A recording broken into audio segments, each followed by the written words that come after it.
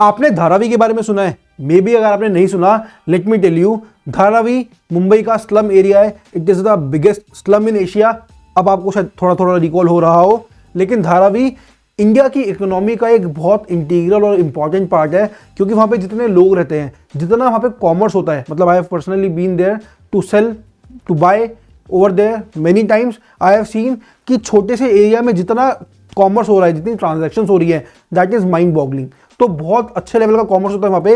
And अभी government ने अडानी को अवार्ड करा है प्रोजेक्ट एक, जिसमें वो पूरी धारावी की रीडेवलपमेंट करेंगे। तो उससे इंडिया की इकोनॉमी पे क्या इंपैक्ट आएगा, आज की वीडियो में हम ही डिस्कस करेंगे। अब ये जो पूरा प्रोजेक्ट है, इस प्रोजेक्ट के अंदर इन्वेस्टमेंट होगी 21,000 करोड़ रुपए की। बट मेन बात यह है कि इस प्रोजेक्ट से फ्यूचर होप्स क्या हैं। अब पूरे स्लम को अगर वो रीडेवलप कर देंगे, तो जो वहां पे वो सब कुछ इंफ्रास्ट्रक्चर डेवलप करेंगे, उसको भी तो बेचेंगे ना। तो वो जो बेचकर पैसे आने की, इन्फ्लो आने की उम्मीद है, that is 1.5 lakh crore rupees. तो 21,000 करोड़ रुपए लगाकर देयर आर हाई होप्स कि 1.5 लाख करोड़ का इन्फ्लो आ सकता है।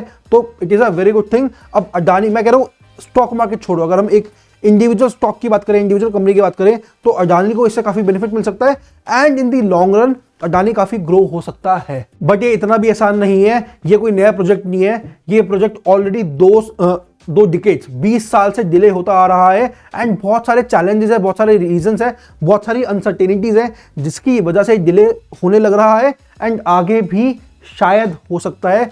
वो चैलेंजेस क्या है? लीगल डिस्प्यूट्स बहुत ज़्यादा चल रहे हैं, एनवायरमेंटल इश्यूज बहुत ज़्यादा हैं, सोशल रेजिस्टेंस बहुत ज़्यादा है कि जो लोग वहाँ पे रह रहे हैं वो रेजिस्ट कर रहे हैं कि उनको खाली नहीं करना।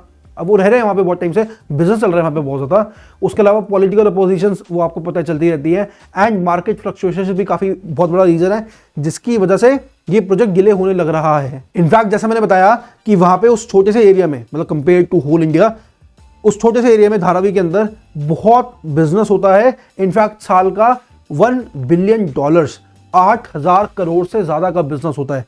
अब अगर उसमें रीडेवलपमेंट होगी और वहाँ पे तोड़फोड़ होगी, तो बाकी सारी चीज़ें जो होंगी, बट वो बिजनेस भी तो हैम्पर होगा ना।